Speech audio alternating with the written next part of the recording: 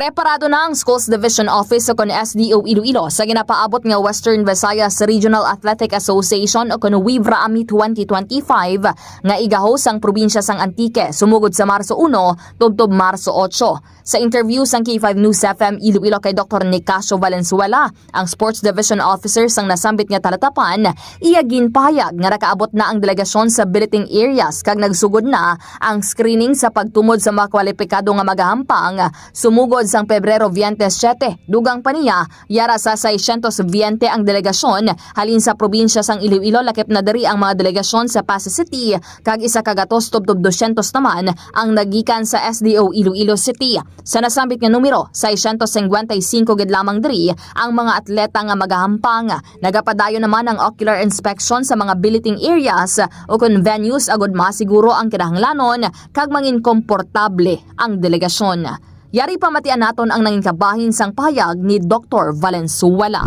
After the preparation, 15 days on training period, and within the period, ang preparation sa management, ang delegation, na-umpisahan na. And then, sa schedule sa training, 15 days, ang mga sports discipline, ang mga coaches, ang mga trainers, na-kompleto na nila. And of course, ang preparation, ready na kita ang Iloilo delegation to compete with the 2025 regional meet. Report nagikan sa Iloilo City, inisi ka K5 Kimon Tanyo Kaluyo para sa Kampiyon nga Balita, Serbisyo Publiko kag Kalingawan sa Iloilo. K5 News FM.